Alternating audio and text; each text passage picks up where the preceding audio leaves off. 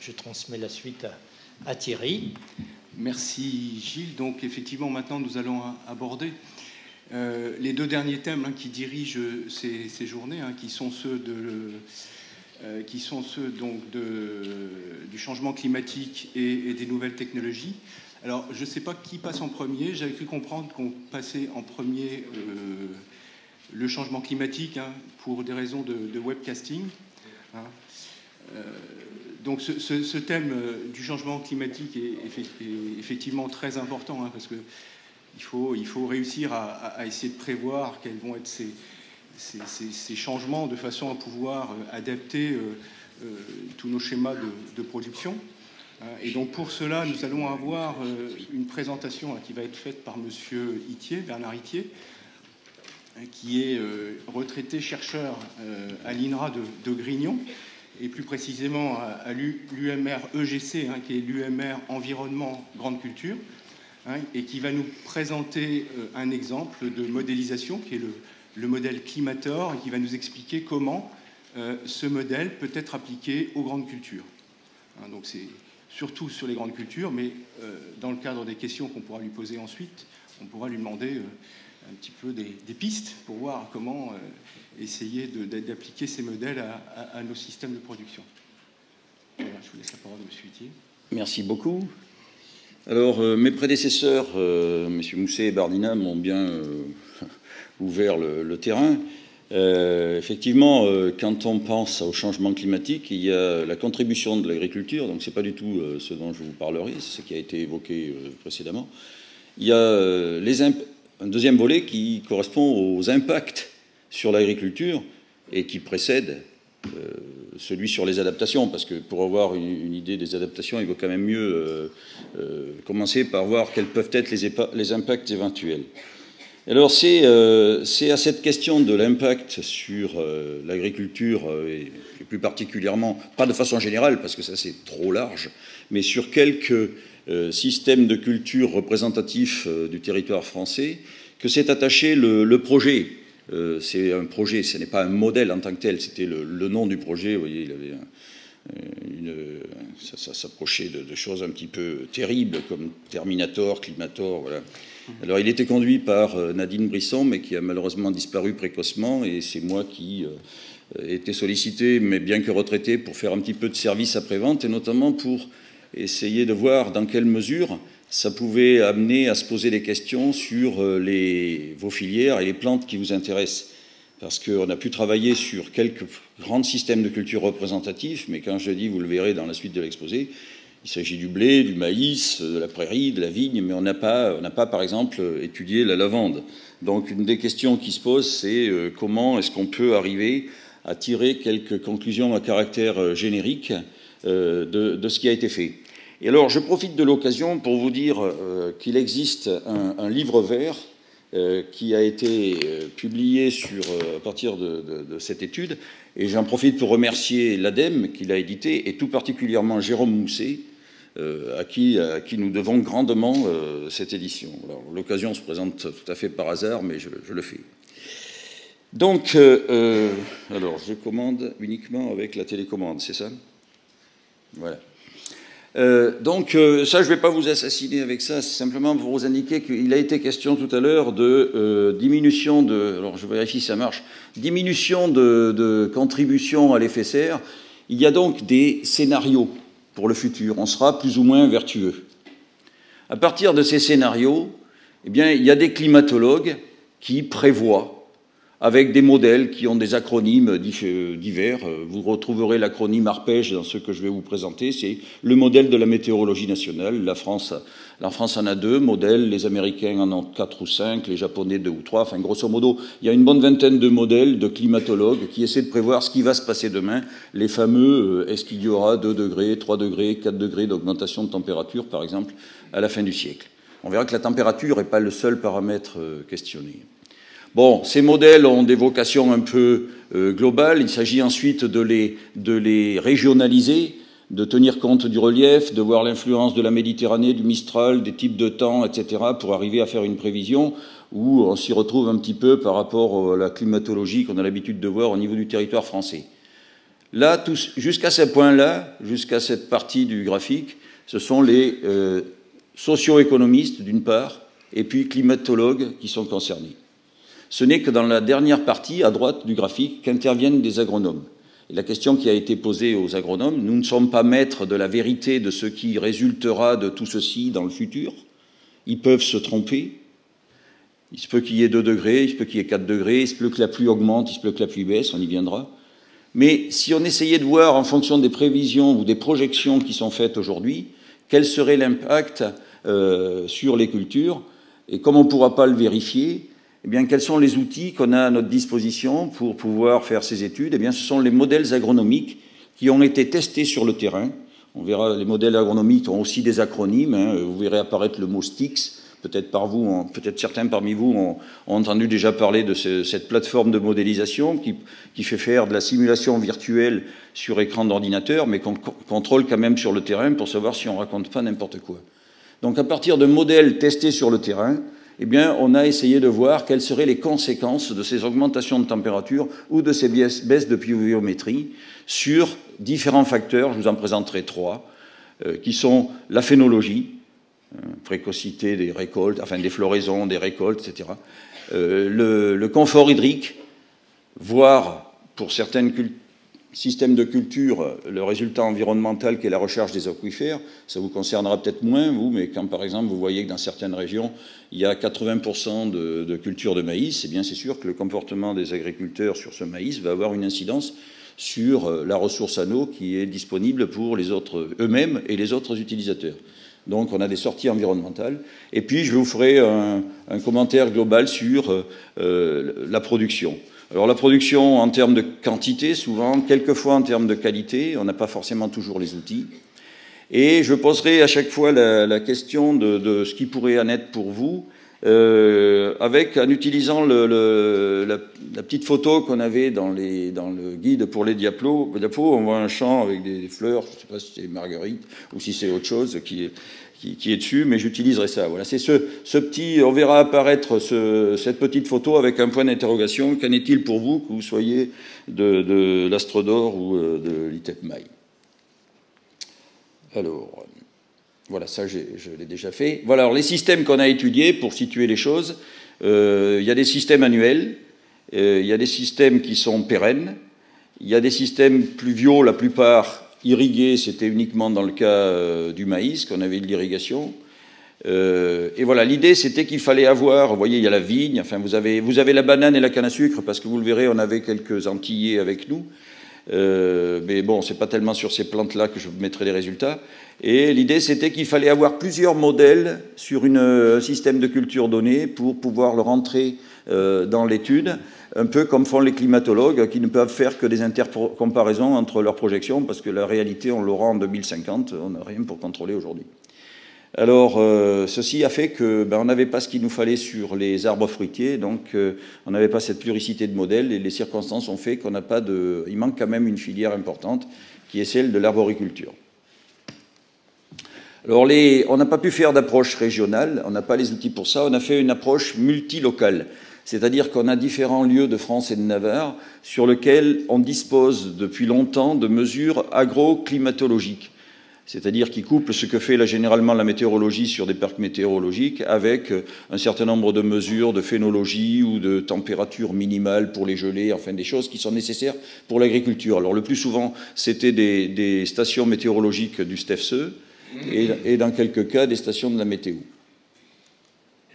Alors le modèle lui-même, j'ai essayé d'en mettre une représentation ici. Vous avez plusieurs choses qui rentrent dedans. D'abord, il y a une sorte d'horloge qui décrit au cours de l'année le devenir depuis un semis, si c'est une annuelle, jusqu'à une récolte, en passant par les différentes phases, montaison, piaison, floraison, etc. Et puis, vous avez aussi l'interculture, qu'on oublie souvent dans les systèmes et qui peut avoir un rôle important, notamment pour ce qui concerne la ressource en eau, puisqu'elle peut faire des différences entre systèmes en termes de vertus environnementales. Alors, sur ces modèles jouent bien sûr le climat, et le sol, c'est-à-dire si on a un sol profond, limoneux, c'est pas la même chose que si on a une arène granitique, les choses vont être différentes, donc on sait rentrer ça dans les modèles, et puis bien on sait rentrer des pratiques aussi, quelles pratiques en termes de densité, voire de taille, ou des choses comme ça, qui déterminent des surfaces foliaires, etc., etc. À partir de ça, on est capable de sortir des quantités. Au départ, c'était prévu pour des sorties agronomiques essentiellement, alors intermédiaires comme le stress hydrique, définitives comme la production, mais on peut avoir aussi des sorties environnementales en termes de stockage de carbone, qui a été évoqué précédemment, mais aussi en termes de recharge des aquifères, puisque le bilan hydrique qu'on utilise pour établir le confort hydrique de la culture, eh bien, on peut le faire servir également à savoir ce qui va être restitué à la nappe. Alors là, je vais commencer. Donc, je vous ai dit, je vais traiter 3 facteurs: température, problèmes hydriques et puis ensuite production. Dans chacun des cas, je vais avoir tout le temps le même mode de représentation, c'est-à-dire à gauche, ce qu'on appellera le passé récent, la fin du siècle dernier, les 30 ans classiques en climatologie, qui correspond à des observations. Que se passe-t-il pour la température moyenne au niveau de la France? Voilà, vous avez ici les moyennes des 30 dernières années du précédent siècle. Et puis, vous avez deux niveaux de projection, ce qu'on avait appelé, ce que je continuerai à appeler le futur proche. Au moment de la génération du programme, il était encore assez lointain, mais on s'en rapproche de plus en plus, il ne reste que 6 ans avant d'y rentrer. C'est les 30 ans, donc, avant la moitié du siècle. Et puis, ce qu'on a appelé, que j'appellerai moi-même tout le temps après, le futur lointain, c'est-à-dire la fin de ce siècle. Et donc, bien entendu, dans chacun des cas, ça n'est obtenu que par simulation, que ce soit climatologique ou agronomique. Et vous avez une échelle, à chaque fois, vous aurez une échelle, ici c'est une échelle de température en bas. Alors vous voyez que pour ce qui concerne ce facteur, on a effectivement, en utilisant le modèle arpège, vous voyez réapparaître le mot qu'on a vu tout à l'heure, un scénario socio-économique moyen, ni vertueux, ni complètement débridé, c'est des projections à peu près, enfin moyennes, on va dire, et un mode de régionalisation, voilà, on obtient ces cartographies-là. Et on voit bien que les hautes températures, représentées ici par le brun sombre, augmentent nettement. La Méditerranée, c'était déjà la zone la plus chaude, mais ça le sera encore plus. Et puis on voit apparaître dans les Landes des choses qui n'étaient ici qu'en Méditerranée. Donc il fera plus chaud demain. Bon, ça c'est classique, vous savez ça déjà. Qu'est-ce qu'on va avoir comme conséquence? Alors c'est là qu'apparaît pour la première fois notre petit dessin avec le point d'interrogation. Mais ça va avoir un effet très différent selon les types de plantes. Et grosso modo, pour faire simple, je dirais culture d'hiver, culture de printemps, mais ce n'est pas tout à fait ça qu'il faudrait dire. C'est, d'une part, quelle que soit la culture, qu'elle soit annuelle ou pérenne, c'est une culture à gauche du graphique qui termine sa floraison ou sa récolte avant ou au moment du maximum thermique. À droite, ce serait une culture virtuelle qui... culture de printemps, par exemple, mais ça peut être la vigne, qui est une culture pérenne, ou d'autres, qui a son cycle phénologique qui recouvre le maximum thermique et qui est récolté pendant la deuxième période de l'année dans la phase descendante. Alors, en vert, le passé, il faisait moins chaud.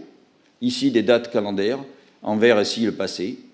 Et puis en rouge, le futur, on l'a vu, il va faire plus chaud, donc j'ai mis une courbe comme ça, tout à fait régulière, au-dessus.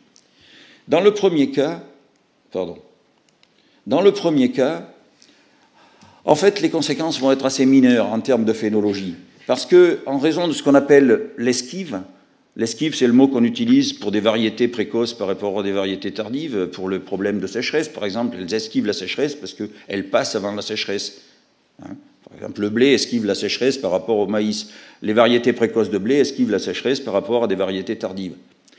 Eh bien, ce phénomène d'esquive, on peut le généraliser à d'autres phénomènes, on le verra pour l'échaudage.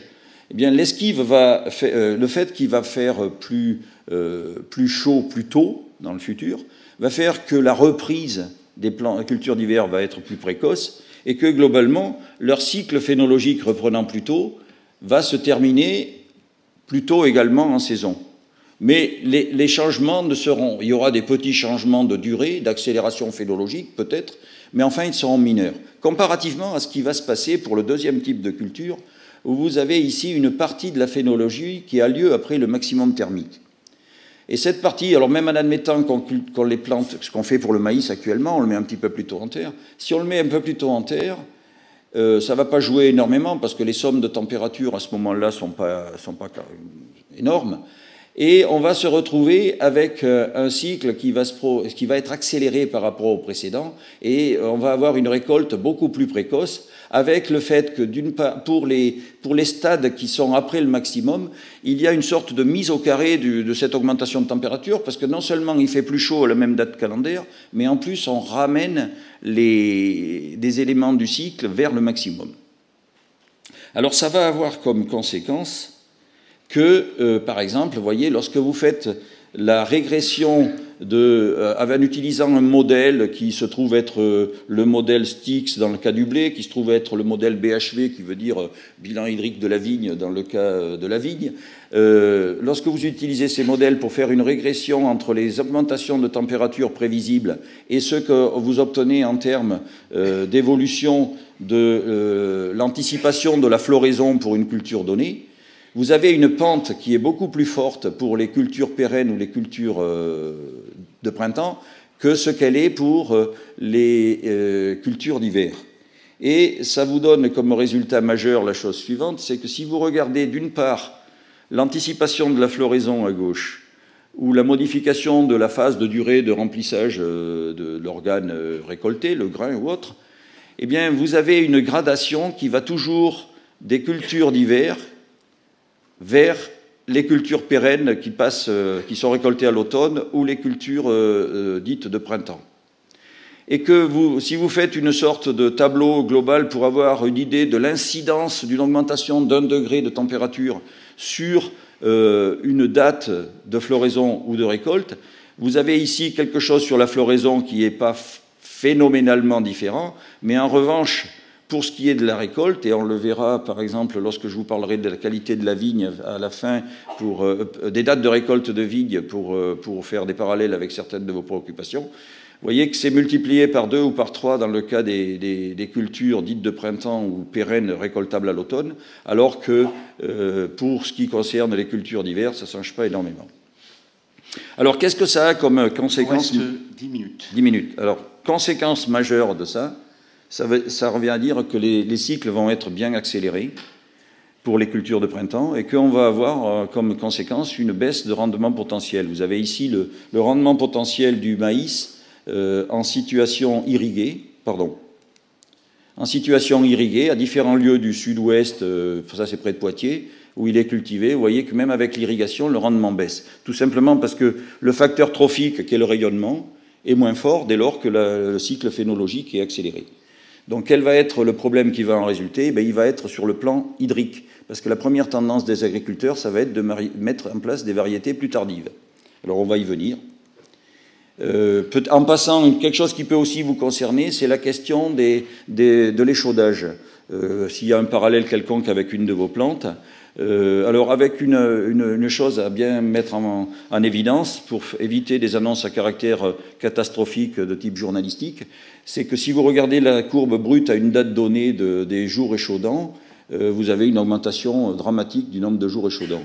Si maintenant vous mettez la phénologie en place avec l'esquive dont je venais de vous parler, vous vous apercevez que, en comparant le passé récent au futur lointain, comme la plante va être en avance, finalement, pour une augmentation à une date donnée du nombre de jours échaudants qui paraît énorme, la plante n'en récolte que le tiers ou le quart parce qu'elle est plus en avance. Donc il faudra demander aux généticiens de faire un petit effort pour trouver quelque chose à ce niveau-là, mais on n'a pas à leur demander de faire tout le parcours que laisserait croire une date donnée. Alors maintenant, côté hydrique, les phénomènes majeurs, c'est une baisse de pluviométrie qui est visible dans cette cartographie présentée par la météorologie nationale.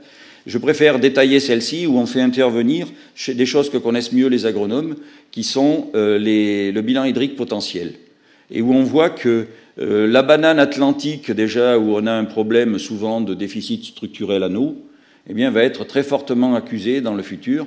Et des villes comme Bordeaux, qui sont aujourd'hui à l'équilibre entre offre et demande potentielle, se retrouveront avec des déficits pluviométriques globaux de bilan potentiel de l'ordre de 150 mm, tandis que Toulouse passera de 200 à 350. Alors ça, c'est le gros problème pour demain, et notamment pour des grandes cultures telles que le maïs. Ça vous concerne peut-être moins vous.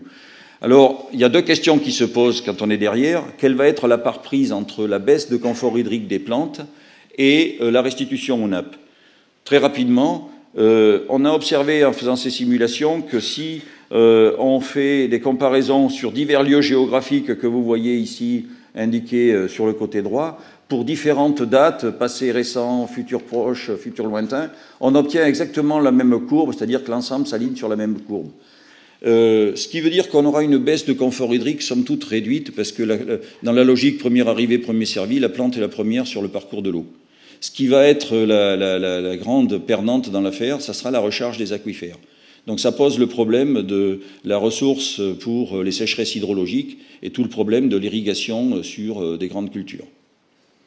Alors ça, ce qui va en souffrir le plus, ça va être, bien entendu, bon, je n'ai pas le temps de détailler ça, ça va être le maïs irrigué, parce que si on regardait, il m'avait semblé avoir ajouté une courbe sur non, je ne l'ai pas mise. Je l'ai mise dans les filières après. Vous verrez dans les filières que la courbe sur l'irrigation fait clairement apparaître qu'on ne sera pas en situation d'apporter l'eau qui serait nécessaire à la mise en place de cultures tardives pour le maïs.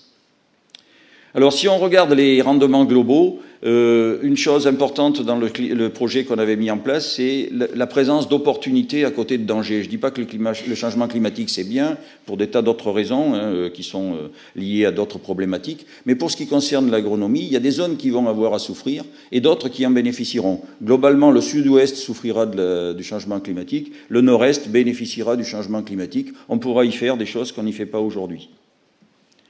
Alors, bon, c'est vrai pour les filières, hein, les cultures d'hiver seront favorisées, c'est les cultures de printemps qui auront des problèmes.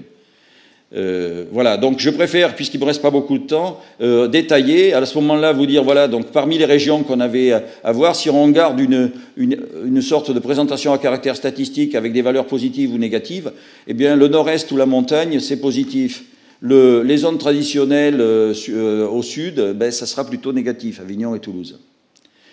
Si maintenant on regarde par filière, le blé, ça sera positif. Alors pourquoi c'est positif sur le blé? Parce que le blé est une plante en C3, donc aussi la parallèle.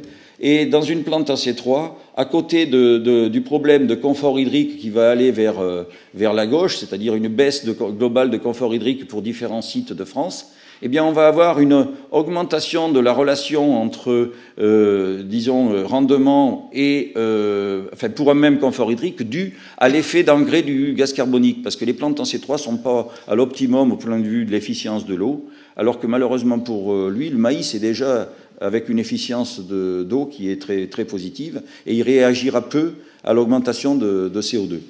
Donc, dans le cas du blé, c'est essentiellement le facteur lié au fait que c'est les plantes en C3 qui, je crois, correspond à beaucoup des plantes que vous cultivez.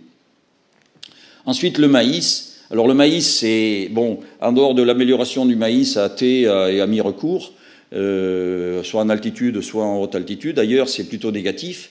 Alors, le pourquoi de ça, on l'a vu dans la diapositive que je vous ai présentée.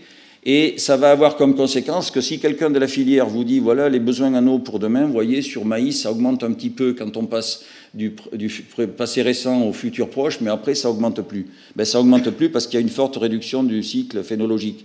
Conséquence, les agriculteurs vont avoir tendance à choisir des variétés encore plus tardives que celles qu'ils cultivent actuellement dans le Midi. Et on voit bien, quand on fait une comparaison entre une variété Méribel qui est plutôt cultivée dans le nord et une variété tardive comme Deca qui est cultivée, décassée dans le sud, que chaque fois, si on met en plus l'irrigation nécessaire, il y a toujours davantage de besoin d'irrigation pour les variétés tardives. Et donc, si on prend une variété plus tardive pour essayer d'éponger le déficit de rayonnement résultant de l'accélération phénologique, eh bien, on va avoir pour conséquence une augmentation du besoin en eau d'irrigation. Et c'est là que sera le problème pour la filière, il ne sera pas au niveau de la température. Donc, qu'est-ce qu'il y a comme... 5 petites minutes. Pardon ? 5 petites minutes. 5 petites minutes. Alors, 5 petites minutes, oui, l'alternative, c'était des associations, mais bon, ça vous concerne moins, vous, ça. FETUC, alors le fait majeur sur la FETUC, c'est que vous allez, si vous avez des plantes qui correspondent à des choses comme les fourrages, vous avez on va accuser le déficit estival lié à l'aridité, et on va avoir une augmentation de productivité au début de l'année liée à la température et au gaz carbonique, et à la fin de l'année, qui est aussi liée à la température. Elle sera moindre pour la partie dite de regain, on va dire. Pour la vigne, alors pour la vigne, la production en elle-même, la quantité, c'est pas un sujet d'intérêt, c'est plutôt la faisabilité de la production en un lieu donné. Ne regardez qu'un des graphiques, puisque c'est avec deux scénarios différents. Vous voyez que pour une même variété, qui devait être le merlot, si je ne le vois pas très bien de loin, mais il me semble que c'était le merlot, on a des limites nord de production qui vont aller vers le nord. Bon, ça tombe à peu près sous le sens. Le problème, ça va être de maintenir l'AOC dans le lieu où il se trouve actuellement avec ses caractéristiques. Alors là, ça peut être d'intérêt, voilà, pour vous. Pourquoi on va avoir, on va avoir deux choses. D'abord, vous le constatez ici sur une observation faite pour le Grenache dans le sud-est, c'est qu'on va avoir peu d'évolution de date de floraison, mais une grande évolution de la date de récolte. Ça a déjà été observé sur Châteauneuf-du-Pape, pour la partie qui est observable. Ce qui est plus, et ça sera ma dernière diapo, n'ayez pas trop crainte. Ce qui est plus ennuyeux, alors c'est une partie qu'on a mal couvert dans Climator parce qu'on n'a pas les outils pour la couvrir. C'est la question de la qualité organoleptique qui est liée à des métabolismes secondaires pour lesquels on ne dispose pas des modules aujourd'hui de modélisation mécaniste nécessaires à l'introduction dans une plateforme de modélisation globale comme celle de STIX. Les modèles de bilan de carbone, de bilan d'azote, de bilan hydrique, tout ça, on sait bien faire. Mais des modélisations mécanistes de, par exemple, les anthocyanes ou des choses comme ça, on n'a pas. Alors, on a utilisé des régressions à caractère statistique. En l'occurrence, c'est des travaux faits par, je crois, M. Carbonneau, reliant la température nocturne à la qualité. Plus elle est basse, mieux ça vaut. Et alors, vous voyez ici, pour trois cépages, pour Toulouse, quelle va être l'évolution de la température nocturne pour le futur au moment entre véraison et maturité, et vous voyez que ça ne va pas s'arranger, quoi. Donc on sera peut-être obligé de passer à une variété plus méridionale pour garder une forme de qualité. Enfin, ça pose le problème des AOC. Voilà. Et c'est tout ce que je vous dirai. Je réserve pour des questions, on va dire des compléments. Excusez-moi, j'étais un peu long.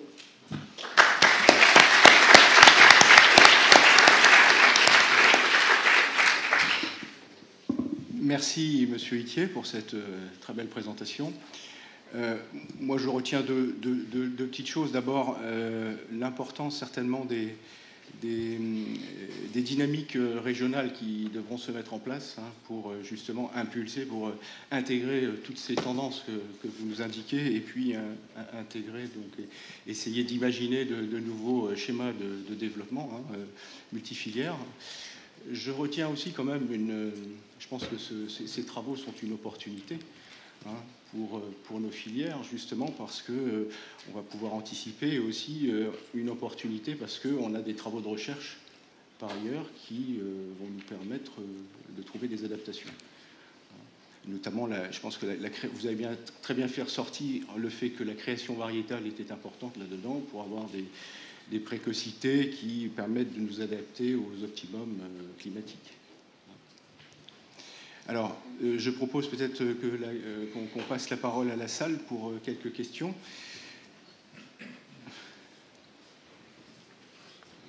Jean-Pierre, il y a un micro là devant.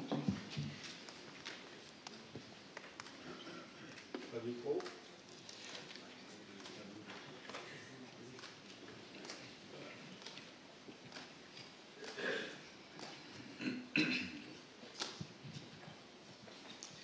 Oui, je voulais vous poser une question justement sur les températures nocturnes, puisque notre secteur des plantes à parfum aromatiques et médicinales est un secteur dont la qualité est assez dépendante de ce métabolisme secondaire qui s'exprime pendant la nuit et donc dépendant des températures nocturnes.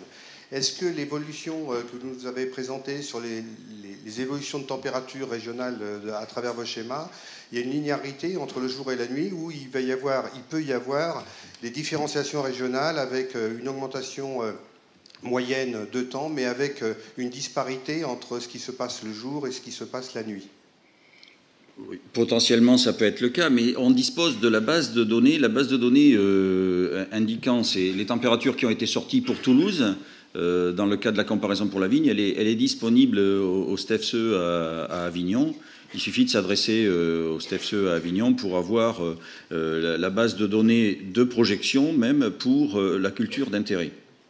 tout le problème derrière, c'est que enfin, la question qui se pose, c'est est-ce que vous avez, dans l'auberge espagnole qui est le modèle, est-ce que vous avez, disons, le module qui va vous permettre de travailler, ou est-ce que vous avez uniquement des régressions par exemple, si vous êtes intéressé à Toulouse par la même période, ben voilà, vous prenez le graphique, on l'a sorti pour une illustration.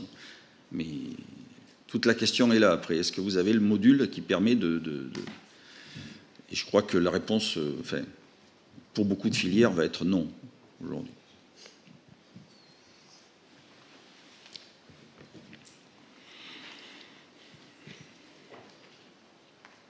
Je prolonge la question un peu de Jean-Pierre Bouvra-Bernier. Il y a donc il y a le métaprogramme ACAF, oui. Tu le signales dans ton résumé. Oui. Donc, est-ce que finalement des demandes plus spécifiques, de type par exemple émanant de la filière, parlons de la lavande puisque tu l'as cité tout à l'heure, est-ce que est-ce qu'on pourra poser des questions, par exemple, effectivement, celle qui est essentielle pour nous, l'évolution des métabolites secondaires.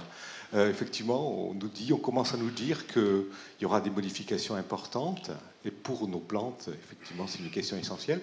Est-ce que nos filières peuvent intervenir, et comment, pour que, effectivement, peut-être ce type de recherche, de type mise en place de plateformes, puisse émerger ?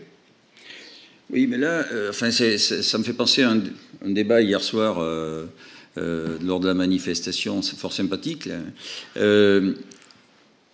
On ne met aujourd'hui, on a pu faire des modèles intégrés dans les années 90 que parce que des travaux dans les laboratoires avaient bien précisé les choses pour les différents métabolismes carbonés, azotés, enfin, etc. Et donc, on rentre ces modules-là. Je crois qu'avant de pouvoir s'adresser par exemple à Jean-Marc Guel, qui est l'actuel responsable du programme ACAF, dans lequel programme ACAF, on retrouve des préoccupations qui correspondent à celles que j'ai indiquées moi-même, mais avec en plus, par exemple, des effets de zonage dont je n'ai pas parlé, sauf si j'en ai parlé un petit peu pour la vigne, mais c'est valable pour les espèces forestières. Est-ce que le chêne pédonculé va reculer? Est-ce que le chêne kermès va remonter vers le nord, etc. Donc, ils ont ces préoccupations-là peut-être un peu plus affichées.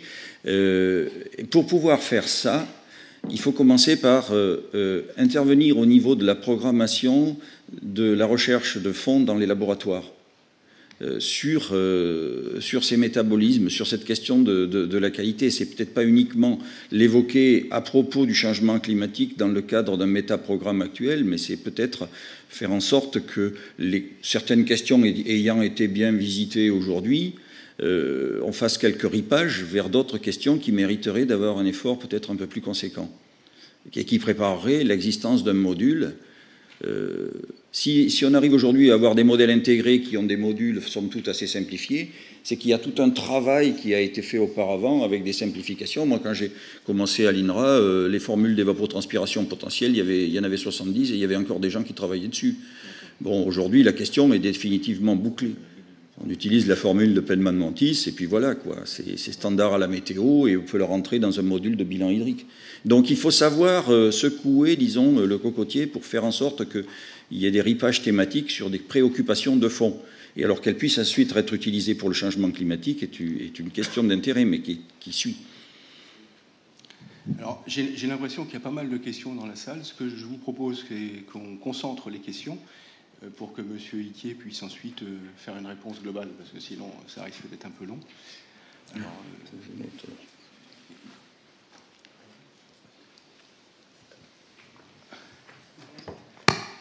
oui, Jean-Claude Mauget, Agrocampus Ouest.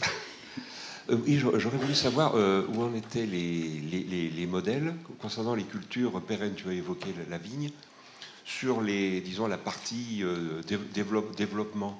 Tu vois un peu où je veux en venir, c'est-à-dire de quelle façon sont pris en compte les phénomènes de dormance hivernale, sachant qu'il peut y avoir, disons, des effets contradictoires, c'est-à-dire du fait si on se place dans un scénario avec 2-3 degrés en plus, on peut donc avoir des difficultés de la levée de dormance avec des effets retard qui viendraient contrebalancer les effets accélérateurs du printemps.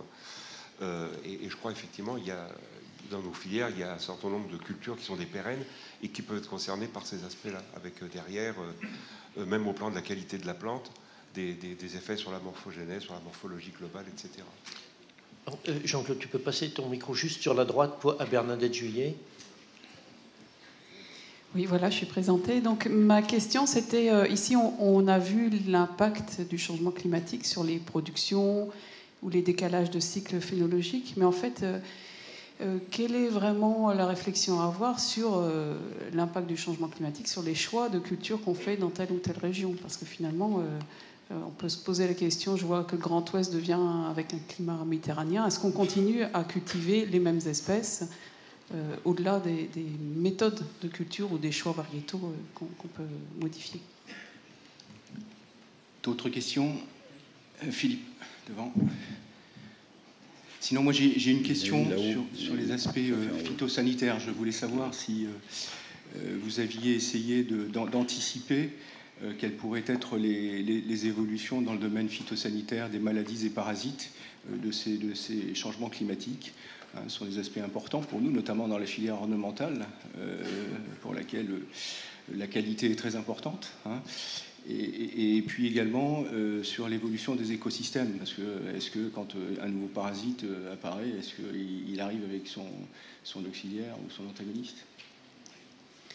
Oui, moi j'ai une question concernant l'augmentation du taux de gaz carbonique. On parle beaucoup de réchauffement climatique ou de changement climatique dû à la température, avec les conséquences qu'on a évoquées. Mais est-ce que l'augmentation du taux de gaz carbonique est réellement et fortement prise en compte dans les modèles, notamment les modèles climatiques et les conséquences sur les modèles de croissance de plantes? Marie Remy, Groupe Léa Nature, on est une entreprise basée à La Rochelle. Et pour rebondir sur la question des variétés qui vont peut-être remonter parce que c'est des climats méditerranéens, est-ce qu'il y a des opportunités? Vous avez passé très rapidement sur le fait qu'il y a peut-être des nouvelles opportunités. Et une question annexe, par rapport à l'agriculture biologique, comment vous la situez sur le plan de la prospective? Merci. Je crois qu'il faut arrêter là.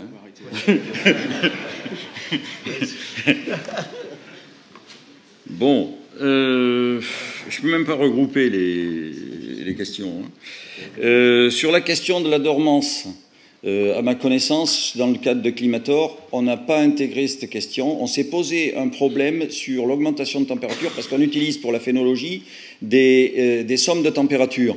Or, on a fait des simulations en utilisant les courbes en cloche pour voir si ça avait une incidence majeure compte tenu des températures auxquelles on allait arriver. Mais on n'a pas introduit, à ma connaissance, la question de la dormance. Pour ça, il faudrait donc s'adresser au groupe de modélisateurs qui soient de Montpellier ou de Bordeaux, et que tu connais. Ça serait intéressant, mais ça n'a pas été fait. Pour les choix de culture, je l'ai évoqué, mais en passant rapidement, parce que je ne savais pas si ça avait une incidence pour vous. C'est une question majeure pour le maïs en monoculture irriguée, dans laquelle j'ai coutume de dire aujourd'hui, parce que j'ai participé à quelques exercices de prospective qui ont été évoqués tout à l'heure, c'est que ce n'est pas une question pour la filière, c'est une question pour les régions, parce que la filière, elle se débrouillera à l'échéance lointaine à laquelle on se trouve, elle ripera vers le nord-est.